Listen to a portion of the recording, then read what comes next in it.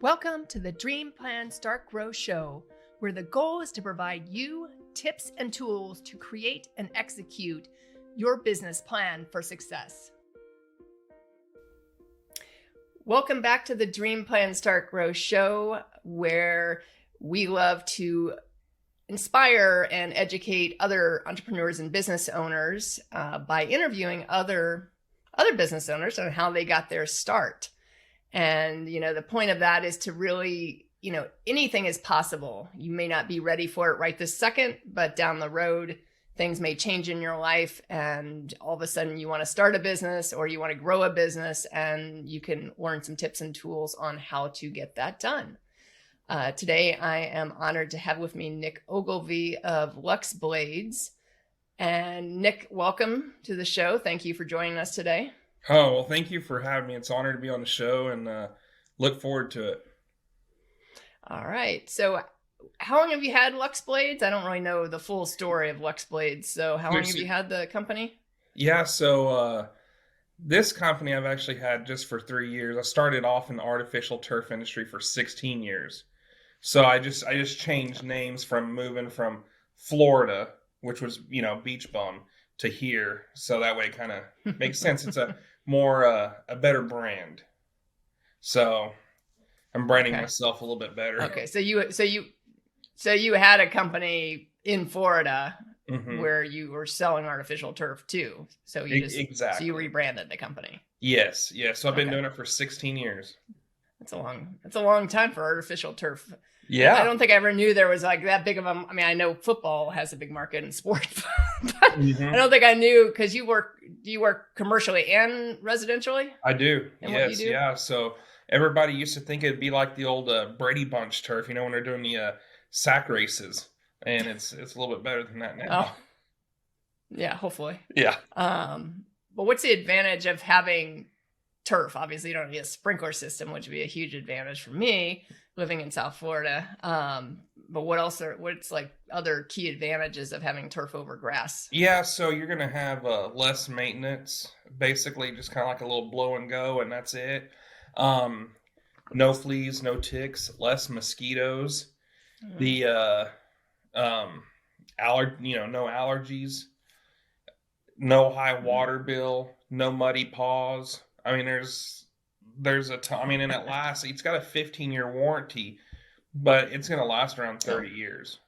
Wow, 30? I didn't realize it. Even in like South Florida, where there's like so much direct sun and stuff. Oh yeah, absolutely. And weather, Yeah, absolutely. Wow. That's good to know. Yes. And how does it hold up under dogs peeing and pooping? Yeah, so it actually works really well. It's all in how you install it is the key for that. So you don't want to use a silica sand to brush into the grass. You want to use something like an EnviroFill. It's an antimicrobial, and so what it does is whenever the dog urinates, it goes off of it, and it's coated with Microban and EnviroFill, and so it keeps your mold, mildew, all that, nasty smells and stuff like that away. Huh. Learning more about artificial turf than I've ever known. I know it's more expensive though, right, than like regular grass. Like if I was going to install, it's about three times the amount. Okay. So you're really making your money back kind of over the long haul of having it versus like the installation costs of it. Yes, absolutely. Okay. And so how did you actually get started in that business? Because that's kind of a unique, well, I see it as a unique business, but yeah, it is a unique business. I got laid off from the railroad. I was working for BNSF in Clovis, New Mexico, and I got laid off one year, and I needed to know what to do. And so at that time there was a Smart Money magazine, and in the bag it had, up and coming things the next 30 years, had the, franchise, had the little clippings in the back, it said franchise, click here. And so I did some research, and one of the suppliers said, well, we'll supply you the turf, but you need to go and get a hold of this guy out in California, and he'll teach you how to install, because we won't sell you the turf unless your installations are going to be good. So I was like, okay. So I flew out to San Jose, California. I paid this guy 2 weeks to learn how to install turf Wow. while I worked for him for free. Yeah. Yeah. You paid him. I paid him. Yeah.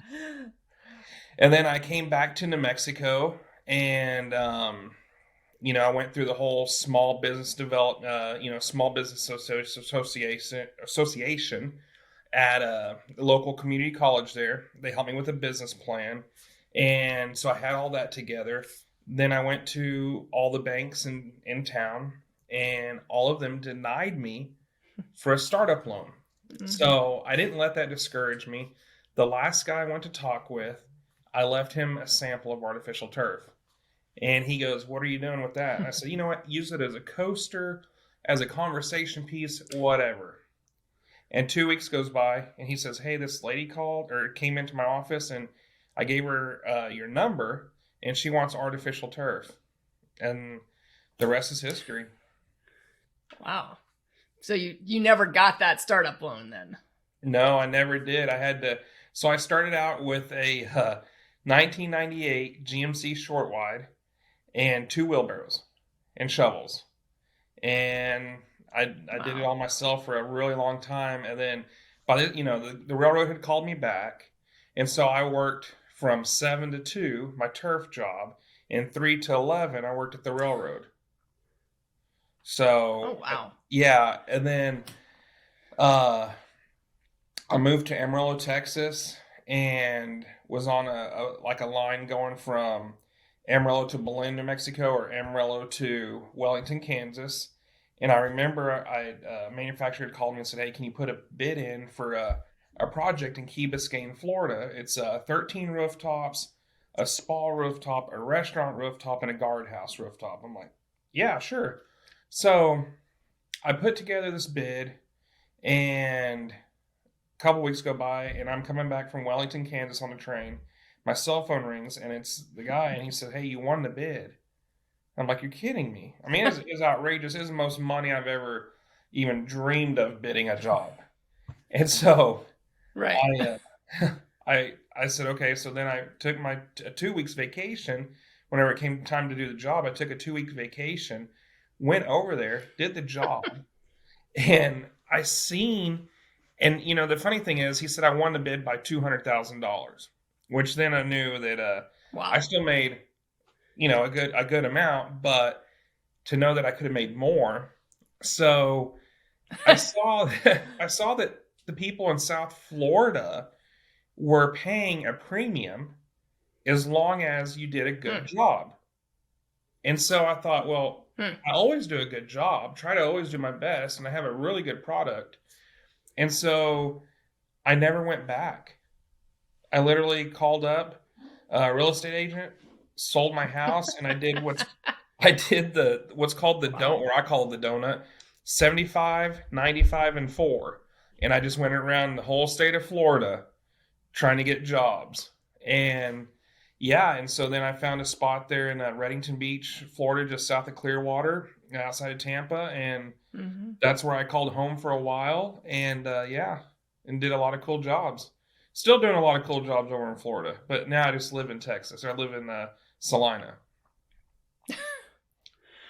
So you have a crew over here in Florida to implement the job, do the jobs? Yeah, okay. I have 3 crews over there located in Florida, in Wauchula, which is kind of, I don't know how to explain it.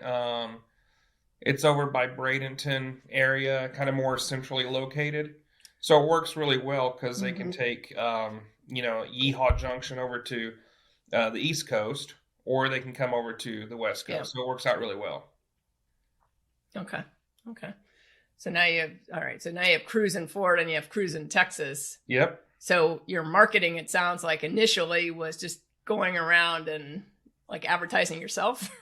What was your initial marketing? Yeah, just beating down doors. Okay. So what I would do is before I had the house, I was trying to find a place to live. I was living out of hotels, and I'd go to the Google and I'd write down all the pet boarding facilities in that town. So then I knew the next morning when I wake up, I'm going to all the pet boarding facilities. And then I'd say, okay, I hit that. So now all the pool builders. And then once I got that town taken care of, I'd hop on the interstate and go down to the next large town and do the same thing over and over until I started getting a good client base. Okay. And then, because obviously if you only need artificial turf once every 30 years or 15 years or whatever, right, whatever it is, then you're always having to get new customers. Always. It's not like turf or regular grass that, it may, your sprinkler system may go off for a couple of weeks and your yard's ruined and, sure, now exactly. You need some new grass and yeah. So, wow. So do you get a lot of referrals at this point? I do. Yeah, I haven't for so long. I haven't marketed once in Florida in 3 years, and I do really well there. And you're not even physically located there. No, exactly. Exactly. So I mean, it's crazy. I always stay about 3 weeks out over in Florida, which is crazy. And then, you have the snowbirds that come in, and I mean, starting November, it's nuts because they're like, well, can you squeeze me in and get my house ready for the holidays, every year. And we go just nuts until like Christmas Eve. Right. To get all the jobs done so they have their nice turf for the holidays. Yep, exactly. And what do you cover all of Florida? I do, yeah. I cover all of Florida. Or? Yep. Oh, wow. I do, yeah. Huh. Yep. And how long does it take to put turf in? Depending on the size of job, on average, like a backyard average is 3 days. So it's not too terribly bad. Okay. Now, do you find some homeowners associations are kind of anti-turf for yards and? They are, and so what we have to do is supply the homeowner with a spec sheet and a sample of turf, and so they can give it to their HOA president just to make sure that it is a quality product. Because I understand what the HOA is; they don't want anybody to put down a crappy product, and I get that. So that's the only put their own turf down. yeah, exactly. So that's the only issues I've ever had. We just roll this out for you. Okay. I'm sure there's someone that's trying to do that. Oh, yeah. Yeah. Like me that tries to seed her own grass. And I'm like, okay, I'm clearly not good at this. It's clearly not my expertise. So, yeah, I would understand that. And how about historical homes? Is there any issue with putting turf in a historical property? No. Not that. Yeah. So not that your grass is historical, but right. No, I've done, actually, there's a beautiful home in Sarasota. The Ringling, circus was over there. Oh, yeah. And I've been there. Okay. In one of their homes, I have a customer that they have one of the actual first homes there off of St. Armand Circle. I've turfed their whole entire yard. And so, yeah, there's no issues with that. Okay. Maybe that's going to be my solution down the road. I'll have to see how much money I need to actually save to do it, though, before I do that. To spend a bunch of money constructing a garage and redoing some stuff in my house. So I got to reload but my grass looks horrific because I had it, my whole sprinkler system got destroyed pretty much, and I haven't put it back in because I'm trying to figure out. So yeah, I have some dirt in the front yard. I'm like, can't I just put rocks down or something? Something that's, something that's no maintenance. I hate maintaining things like that. So, yeah. But maybe one of these days, yeah, you can enjoy your weekends direction instead. Well, yeah, I usually hire someone to do it anyway, but even that's a pain in the. Then you gotta get them to do it and do it right, and not break the sprinkler heads, and all that fun stuff. So yeah, it sounds like turf might be the solution. Yes. Yeah, absolutely. down the road. Plus we have 4 dogs, so oh yeah, absolutely. They'd be like, what is this stuff? Oh, they love it. They would love it. And it's funny, when dogs get on it, they immediately start barrel rolling, and it's the oddest thing. It's one of the they love it. Yeah. wonder if it's like good, like they're like, I can itch here, like That's what I wonder I, too. I have an itch. Yep. Yeah. Yeah. That's great. So you did your own marketing. You don't have to market anymore after 16 years. Now you've got crews in Texas and Florida. Is there ever a challenge to managing kind of two different states? Oh boy. Yeah. Yeah, there is. It's very challenging as far as the pricing is different. It's different. There's different Ah, soils here in Texas than there are in Florida. So, we have to combat that all the time. And then also shipping. So it's hmm. yeah, there's some different, you have to different figure out creative ways how to get around that so you can stay competitive. Interesting. So is all your product in Texas and you ship it from there? No, so it's actually in Tampa, Oh, and I okay. get So it between, trucked. kind of, Yeah, okay. Ooh, and I get it trucked here. And last year it was about $300 to get a roll of turf shipped over here to Texas, and now it's yeah. about 1,500. So the Oh, shipping company, yeah. So the shipping companies, what happened was, with everything with the increase going up, they had to. There's like a 47% fuel surcharge. It's an oversized load now. They don't consider it a rolled good, which they used to do. Two companies, Southeastern Freight and Express Global, used to do rolled goods. Now they consider it as an oversized load, and so you get dinged for all of these deals. And so now what I'm doing from Tampa to Dallas is I hire hot shots with with their flatbed, and I can get like oh, 5 rolls over here for $1,500. So that's what I do. oh, okay. Yeah. So you've had to figure out the workaround Oh with yeah. the shipping industry. And has turf gone up too, I assume, like It everything else, has. Yep. pricing wise? It has went up about 30 cents a square foot. So, and that's one of the reasons Okay. why I really didn't offer or push finance that much. But now, like, from here, so I started in November and I'll go till probably March 1st. I'll offer 0% financing. Um, and Oh, then in March, I'll switch over and go to 2.9 to 5.9. So that way it kind of helps, make the people, think, well, okay, my water bill's this much, costs this much to hire someone to come, maintenance my yard. So it works well. okay. So they can pay the turf off then over what, 12 months or No, I do I'll do 5-year notes. really? Yeah. Huh. All right. Yeah. So there's I'll there's consider that. actually there's actually yeah, well there's actually people here that pay whenever they did that. They're like, well, that's cheaper than my water bill and the guy I have come over and cut it.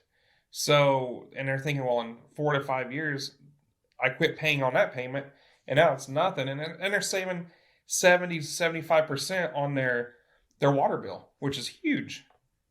Right. Yep. Water bill, maintenance bill, or if they own their own stuff, then, Yeah. whatever, gas and all that stuff. So, Yeah, and time, so yeah. it's just No, I well, could it seems definitely, like, what do you yeah. value your time at? Yeah. Yeah, that's why I finally stopped doing it myself. I mean, I did it myself for years, and then I had a garage that was kind of getting broken into, and I needed to like repair or rebuild and things like that. So then I like got rid of equipment because I was like, well, I don't need to give it to somebody that's going to just break in and steal it. I'd rather give it to who I want to, as opposed to someone just taking it. So, and then I hired someone for years and years and years, and then they never increased my bill for years. But then until like earlier this year, and then we parted ways at one point, and I was like, all right. So now the yard needs some serious help. So now it's back to me maintaining, but I'm like, you know what? It doesn't look that good. And it's probably mainly weeds in reality. It's probably not even grass. I don't have a sprinkler system that's functional. And so, I'm like, Yeah. weed whacker, electric Yeah. weed whacker. Like, there we go. So that's my current maintenance system, which is, again, it's, I didn't want to spend a lot of money. I'm like, okay, this is doable for now. Yep. And then once I'm ready to pull the trigger to something like that, then I'll do that. Absolutely. So yeah, no. I will ask the historical people or historical city of Delray Beach first before that, just to make sure. Yeah. Because they control everything about the outside of my house. Now, I can't imagine they would control that, but again, just better to be safe than sorry. Yeah. I don't need them to be like, yeah, you couldn't have put that in. I'm like, what do you mean? You sink a bunch of money into it, then that would be forcing to rip bad. it out. Yeah, exactly. That would be bad. So, so now it sounds like so you cover all of Texas too? No, Texas, so state. I just, Not the I just do. I mainly focus on North Texas, but if there's a big commercial job or something like that, then yeah, I'll handle it. Okay. Yeah. Okay, yeah, because I'm like, Texas is huge. Oh, yeah. Florida's not, but Texas is really big. Yes, absolutely. And there's a lot of nothing in the middle of Texas, so yeah. So, but so what's been your biggest challenge then in kind of starting and growing this company? So the funds, right? Funds are that's always a challenge. With the business, starting a business, whatever. And honestly, that's just where I told my clients, you just have to bear with me. It's just me and a helper. It's just me. So I can take some of that money, well, mainly about 80% of that money, and reinvest it into my business to get it up and going. And then once you get there, then it's managing crews and employees, and that's a challenge. That's a challenge. So there's different, it's just, something always breaks. Something, a delivery didn't get shown up on time with rock. So you always got to have plan B in your pocket or plan C even. So that's an issue. So, I mean, there's different issues. One thing that I guess has helped me is, when you get to a financial spot doing the work yourself, what I do is I make I have the clients pay a 50% deposit, and then after the job's done, we have a walkthrough sheet, and I don't have the customer pay until they're completely 100% happy. And I think that's been one of the best things, because never had a mad customer. I mean, I guess I shouldn't say that. I've had two, but it's not nothing crazy. I mean, it's easier to manage when you have a sign-off sheet and the customer says, I don't like this. And the crew's there, so they fix it. Okay, what else do you not like? I don't like this. Crew's there, they fix it, and it's done. So once you're out of that yard, it's done correctly and everybody's happy. Yeah. Yeah.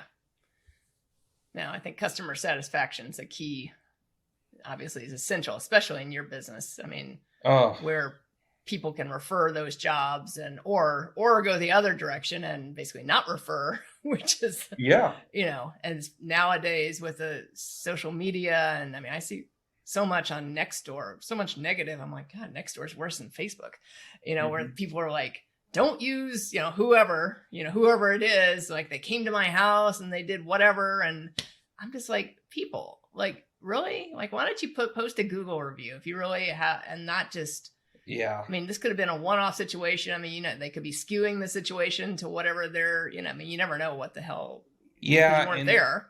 So exactly, and the business doesn't even have at least in Google, they have a chance to reply, but on Nextdoor or Facebook or one of these platforms where they just spew things out sometimes, I'm just like, people, come on. I mean, unless you got food poisoning or you got, like, oh yeah, it's really not. I've had competitors on, it's funny you say that. I've had competitors on like Facebook, and I don't even think I have Facebook reviews on there anymore, I don't think, but they would have someone else write a faulty review, and there's nothing you can do about it. So, and I've been thinking about the whole No. reviews, Google reviews, and I like Google because, like, so you can reply back to it, and that's good. But Yeah. I'm starting something different this year. I'm doing video testimonies. Um, and Yeah. I feel like that's going to be the best thing because you have all these different platforms that you can pay someone $500 and they'll give you 200 reviews, and you can blast it on there. And I just don't like that. There's a local company here that does that, and it's yeah. So I'm gonna do video testimonies. I think that's more powerful, anyways. Yeah, I do too. And then, you can use that in so many places.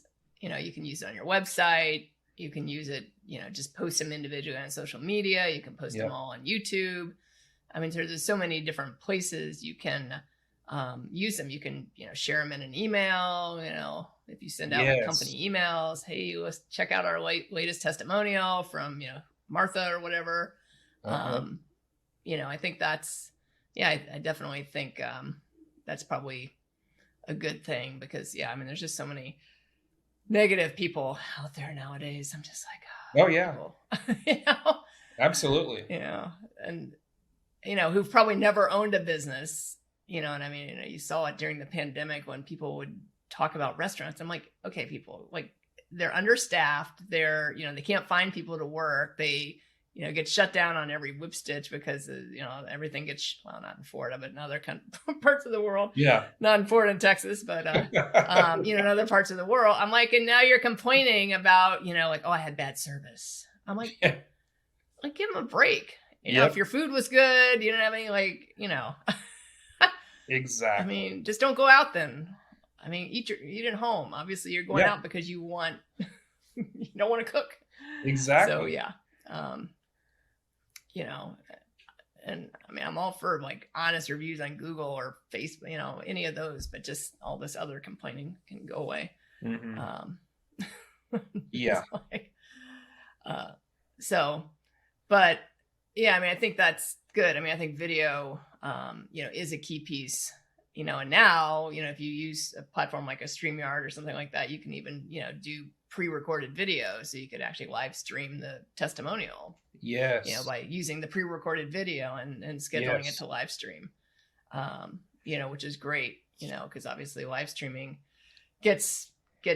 sometimes gets more views. Sometimes I'm still trying to figure it out. I'm like, what is going on with Facebook right now? I'm still trying to figure it out. Like what, but yeah, so you can use it in so many different ways and it's great. But so what's been your like biggest success? Because obviously you're kind of in that sweet spot of business ownership. You're like past the 10-year mark because 97% of businesses fail within the 10 years. So you're past that. You're in that 16-year kind of middle ground. What's been your biggest success in 16 years? Oh man. Probably the biggest success is just not drowning, not failing. But I would say one of my most favorite jobs was we were the first ones to build a golf course out of artificial turf. A 9-hole par Really? 3, yeah, in on the south rim of the Paladera Canyon. Wow. So that was pretty neat. Yeah, I mean, I really enjoyed that. I love golf. Golf's a passion of mine. So I was really fortunate to be able to do that. Okay. Wow. Yeah, I don't think I've ever seen a golf course that's all. Maybe I have. Not that I play golf that often. So that's probably why I haven't seen a golf course that's all turf. But but that's kind of a cool claim to fame. Yeah, absolutely. And yeah. And do you think you're gonna continue this business for long? Like longevity. Like what are your plans for the future? I don't really have an exit strategy in place yet. So, yeah, I plan on doing it. You're still relatively young, so yeah. I had a financial advisor asked me, so, well, when do you want to retire? And I said, I don't plan on retiring. Because I literally enjoy what I do. So if I'm able to do it, then like I said, I don't really plan on retiring. I honestly love what I do. Well, and I think that, I think that's the entrepreneurial dream of, if you can find something you're passionate about doing, or you love to go to work every day, as opposed to, starting something that you could care less about because you think it's going to bring you some cash, Yep. or going to work for someone else and you're like just clocking in and clocking out. That's the entrepreneurial dream. And they always talk about, the dream. Well, the dream's really that. It's not just owning a business, because there's definitely, I'm sure you can attest to this, there's times when you're like, shit, why did I start this? Why did I start this company? Man. Yeah. Like probably early on in your journey of like, Yeah. Man, maybe I should just stay at the railroad full time, Right. like, Yeah. and skip this. Be so much easier, because you're working 2 jobs at this, to build the company. Well, so yeah. But that's the dream. And especially if you can have crews where you don't even have to necessarily, you can just manage the whole thing and kind of get yourself out of it. Yes. Absolutely. Then why not build it and grow it, and you could go into more states if you chose to. Yeah. And it's funny because people have asked me, they said, could you do a franchise? Would you want to do a franchise? Would you want to do anything like that? And it's just, it's one of the things I would love to kind of get in that sector and franchise it, and all of that stuff. But at the same time, the quality, how can I make sure that the quality is there? And that's what stresses me out, because I want every job to be perfect. So. Right. Well, and I think, obviously the goal of franchising something, now, obviously you hear the nightmare stories about it too on the other side of it, but, the goal is, here's the processes, here's the procedures, here's the whatever, and, here's your business in a box, and you follow the guidelines and you follow the success plan. But it sounds like in your case, in the turf world, it maybe, if you have to do something different in Florida versus Texas, for example, then obviously your success plan would have to be, okay, if I'm going to do a franchise in North Carolina, for example, like what's the soil there? What's the, what are the challenges there with laying turf, and have more differentiation in each franchise. And I don't know if I don't even know franchises that do that. I'm sure there have to be some out there that do it, but there's a few that do it. But the thing is, so that's kind of why I started a master class.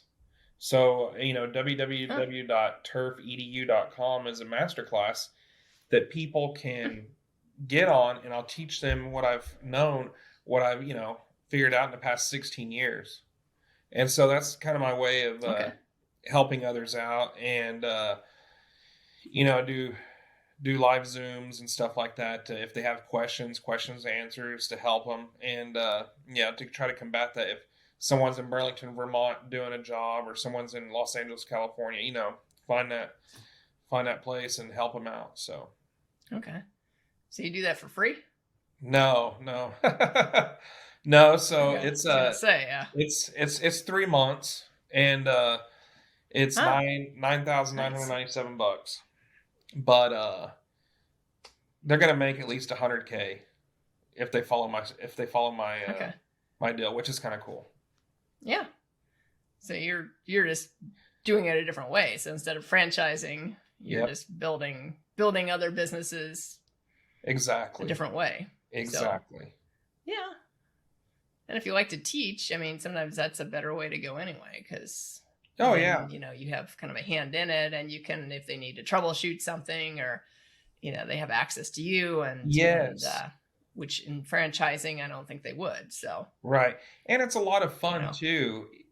Watching people from zero going up to I've had several success stories, and it's awesome watching people go in with like I did, right, with a pickup and some wheelbarrows, and now they have a house on the beach, and it's incredible. Right. So it's pretty cool. Yeah. No, startups are probably my favorite industry but group to work with, I mean, I do business coaching with specifically with startups, you know, are really new to business owners. And, but then obviously the marketing side goes across kind of all the, you know, you could be in business for 20 years, or you could be in business for no years. If you need a new website, then we can do that. But yeah, I mean, I love seeing kind of like you, where they have nothing, they may not even have a name. Right. You know? Right. Like, oh, I want to do this, but I don't even know where to start. You know? Yeah. Like, and then all of a sudden, you know, you build the brand, you build the site, you build, you know, they start doing their, you know, whatever they're doing, service or product, and you see the success. Exactly. And, you know, there's times that I've actually had to tell people, I've given them their money back and said, look, the area where you're at, you look at the median income and you're like, yeah, this is more for an affluent, you know, it's not going to work. So, you know, Right. I'm just really straight up honest with them. So, yeah. Well, no, and I think that's good too, because, you know, not all businesses fit all places in the world, and you know, obviously you can't do it online. You know, I mean, you can do what you're doing online as far as teaching, but you can't sell turf. I mean, you could sell turf, but you know, you can't install online. So, no, you know, that'd be nice if you could, though. yeah, just push a button and be like, installation complete. Go to Google Earth, draw it out, and say, bam, there you go. Yeah. See, you know, that's going to be your next project. Figure out how to create. There's got to be an app for that. There's got to be. Yeah, exactly. Yeah. So how do you, since you're covering kind of all Florida and a good part of Texas, how do you do proposals, like individual proposals for people? I mean, do you actually have someone that goes to each of these homes, or or commercial? I mean, obviously commercial would be a little bit different, but so you do even for residences and things like that? I do. Yeah. I'll have someone go by and take measurements, and then I put them on my, my program that shoots out, you know, the square footage and break it all down, and then send it to them. And then if they say yes, they click approve, and then it immediately goes to the scheduler and puts it into schedule, into the queue. So then that way the customer knows when the project's going to start, or a roundabout, because, you know, you do have weather issues. So. What do you mean weather issues? Come on. You know, Florida, after it's like 3 or 4 o'clock. Great weather. The downpour. Yep. Yeah. Well, luckily I'm out of that right this second. So right. I'm in the perfect weather sector. Exactly. Today, so I was like, "What is that?" It's boots weather for today. You know, it's in the 70s. Perfect. So, yeah, since I gotta go networking later, I was like, "Oh, I can wear boots today." It's a good day. It's not gonna be 85. Yeah, exactly. Gotta throw the boots in every once in a while. You know, it doesn't happen very often in Florida, in South Florida, right, especially. So, so what's next? Obviously, you created the course, so you've come out with a book too, right? Yeah, I've got a couple books. I got one. It's called Understanding Installing Artificial Turf, and then I just released a book 2 weeks ago called How to Sell Artificial Turf. And so I'm going to come out with 2 more books by the end of the year that I'm working on right now. And it's basically just, you know, like I tell people in my class, it's all about content and building the content. So, and then you help people along the way, right? So, and that's all I'm doing is just, you know, I'm building content, but at the same time, putting in things that are factual and it will help people. Right. And then, so what's next? So you got 2 more books coming down the road in 2023. Yeah, 2 more books. Yeah, 2 more books. And then looking about, I've got 1 SKU number coming in. It's, you know, strictly my turf. I'm looking at getting 3 more. And so basically creating my own line of turf. And I think that's going to be a huge sector that I think I can do well in. So it's It's a whole different ball game though, because you got to know tariffs and stuff like that. Oh. It's a learning experience. So And you're importing, huh? Yeah, yeah. So you got to import the turf, and so, but then you can sell it to other turf companies and too, Correct. right? Correct. Doesn't Exactly. so And other it's another installers revenue stream. yes, and other installers all over the country. So Okay. it's a Oh, that's process great. because everything that I do, I want to get it tested and engineered to make sure that it's gonna, be good for them. Right. Right. So what's been your like key like over your 16-year career in turf? I mean, what's helped you the most? I mean, some people go to conferences, some people read books, some people, listen to podcasts, and I mean, or a combination of all that type of thing. Like what's helped you the most over the 16-year period? So I would say what's helped me the most, there's a few factors. One is, my papa being a rancher and farmer, knowing what hard work is, and always on the grind. And then my other two grandparents, one was a mechanic and the other one had a dry cleaners. And what they would do, it's customer service. And so I always thought about customer service from the get-go, but not only that, customer experience. So now you hear a lot of people talking about CXP, customer experience. Well, I was doing customer experience before customer experience was a thing. And another person that taught me that was one of my old bosses, Phyllis. And when I was going to college, she was my boss at a hotel, and in the hospitality industry. We're the only 4-star hotel between Dallas and Denver in Amarillo, Texas. And so we would have some elite guests and stuff like that stay there. And it was like, we were always top notch. Like the doors were brass. So we're always taking, barmaid, I think is what it was called, and shining up those doors, making sure everything was tip top shape so that every customer had that experience when they walked through the door. And so that's one thing that I contribute probably 100% of my success is to customer experience. Okay. Even in the turf industry, huh? Yeah, absolutely. So like I had a customer 2 weeks ago, he broke a flag stick on his his dog did on his golf green. And he's like, "Hey, can I get this?" Like $65. And he's like, "Hey, it broke." I said, "No problem. I got you covered." And he didn't pay me $65. I just went and did it for him. But you do that because maybe you're not marketing, but you are, because now you've done that for that guy, right? For that customer. Now he's talking, "Man, yeah. Nick came by with a brand new flag stick and didn't even charge me, so." Right. Exactly.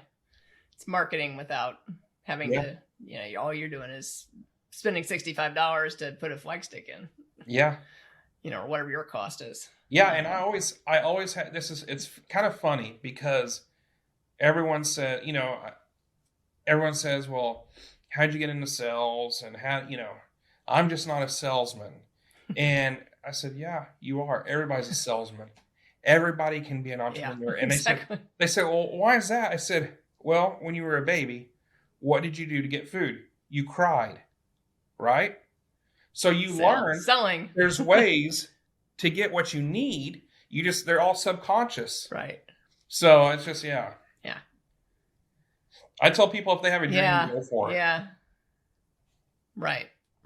Yeah. No, I think you saw that. I was just at Grant Cardone's 10X Business Boot Camp over the weekend that he did. It's like a 3-day conference, and obviously he's got his own big sales program that people can at Cardone University that people can log on and learn all about selling. And yeah, his sales team, I'm just like, Jesus, they sell without selling. Like you can tell they're selling something to you, but they're like, "Oh, but you get all this value," basically. I mean, because they're like, "Oh, you get this, you get this, you get this." It's not just, you go to the website and, pay for whatever on the sales training.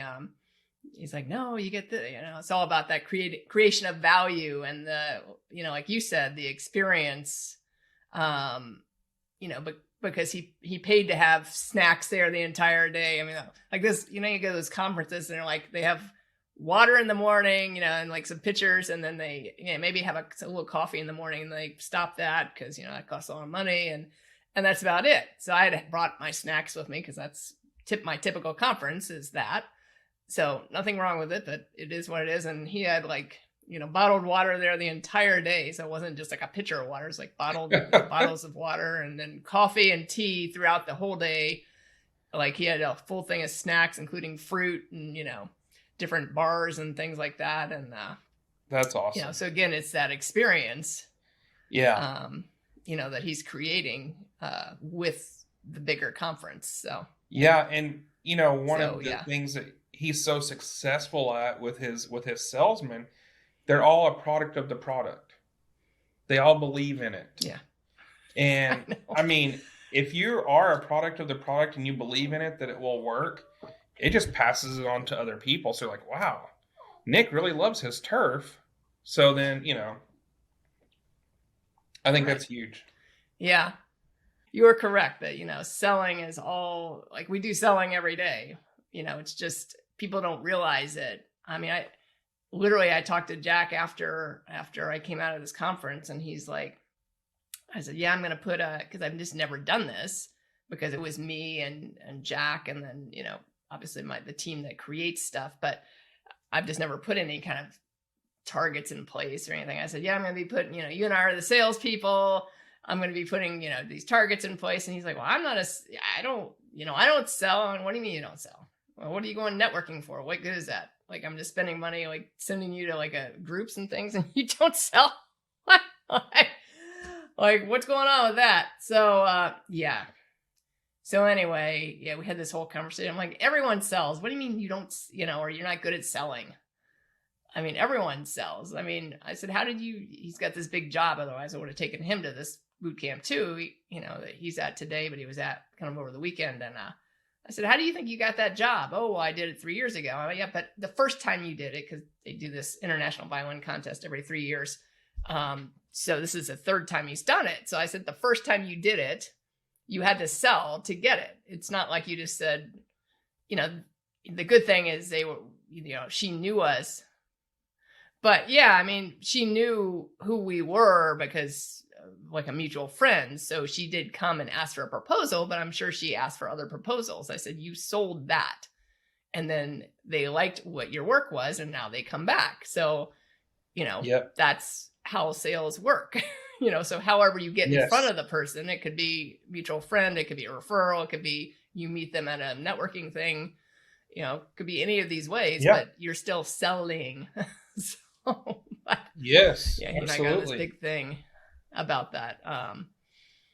So yeah, and so many people think selling is a bad word. So it's, because you go to the car dealership and they do the hard sale, especially the ones that don't really sell well. Because there's good selling and there's not so good selling. Yeah. So, but you are correct. But as we start to wind down a little bit, the one question I ask all my guests is, if you had one tip to give to someone who wanted to start a business, so any kind of business that either you learned along the way, or maybe or maybe you knew it when you started the business and it's really helped you accelerate the business, what would that tip be? So find your target audience and find their need and fill it. That's it. Okay. That's good. It's a simple formula. Yeah, short and sweet. Short and sweet. And people like to complicate it. Yeah. People like to complicate the formula, but it's like everybody tells me, well, do you do landscape lighting? Do you do this? Do you that? Like, I could, but I'm really good at what I do, and I'm just going to stay in my own lane. And to me, that's too many entrepreneurs.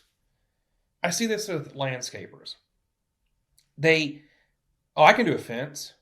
Oh, I can do this, or I can do irrigation, or I can do, but do you do it well? Is it XYZ's fence company or is it XYZ's landscaping company? That's where you need to define yourself. And so I just think Right. be really good at the area you're in and own it. Write the book. Own that spot. And like I tell people, I'm not the cheapest, but I'm the best. And I firmly believe that. And Yeah. that's what I would say. Just stay in your lane, get you a niche and do it. No, I think that's an important lesson because even Cardone's people talked about, before if you're going to start something else, make sure, because obviously they have kind of different businesses that all can integrate with their 10X brand, make sure it's fits into the big purpose for the, the overall company, and make sure the one part is at 100%, like that it's self-sufficient and it can run without your need to focus. Obviously you're still focusing on it, but, where it's not just like two startups that you're starting at the same time and then nothing goes well, like you said, you own that, but that's what you're essentially doing. Cause now you're starting your own turf brand. You have the course. So everything's along that turf line. So, whether you're installing it, whether you're teaching other people to install it, or whether you're selling the turf to installers, it's all right. It's all lined up around that need of turf. Yes, absolutely. So now first it was the need for customers. Now it's the need for installers. And that's what it is. Yep, exactly. Makes the marketing message very easy. It does. And I can keep everything on a second grade level like you're supposed to, right? So it's just like short and sweet. It's great. Yep. So if anyone had any questions, either someone in Texas or Florida that maybe wants turf, or someone that maybe is looking to get into installing turf or starting their own company in that area, what's the best way to connect with you? So the best way is going to be nicksbizcard.com. That's nicksbizcard.com. That'd be the best way because it reaches me on all platforms. There we go. Yeah, I recognize that. I wonder who did that. When my other guests had used that as like she's like, well, you can either go to LinkedIn or you can go to Charlotte's Biz Card. I'm like, okay, we'll go to Charlotte's Biz Card because LinkedIn can be, Well, it gets lost in the shuffle, right? Like that's the thing is, whereas this is essentially, there we go. Yep. Well, thank you. I appreciate you joining me today, Nick. I knew very little about turf, what it is. Someone behind me put some in. I was like, oh, look, it's turf. I was looking at it. I was like, is that real? No, it's not real. But I appreciate you educating some of my viewers on kind of how you've gotten started in the turf and business, and then obviously how you've been able to grow it in the different avenues, including the books and the course and the creating your own turf brand. Because I think it's inspirational, in 16 years in, which to some may seem like a lifetime, but it's really not that long in the world of business ownership. Considering most businesses, don't make it past the 10-year mark. So you've made it past that 10-year mark, but you're like thriving past the 10-year mark as opposed to like just surviving. Right. Exactly. So thank you very much for joining me. And everyone, thank you for watching the Dream Plan Start Grow show. Again, my name is Allison Turner. I love working with entrepreneurs and startup companies. So if you have any questions for me, you can go to my website, dreamplanstartgrow.com. I do offer a complimentary consultation if you want to get started in business, or maybe you're newer to business, to kind of help you start the right way and save some of the headaches that some business owners have when they start a business. Thank you for joining me again, and I look forward to seeing everyone the next time. Thanks for tuning in to the Dream Plan Start Grow podcast with Allison Turner. If you like what you heard, make sure to subscribe and leave a review. Join the Dream Plan Start Grow community by following us on Facebook or Instagram at Dream Plan Start Grow. See you in the next episode.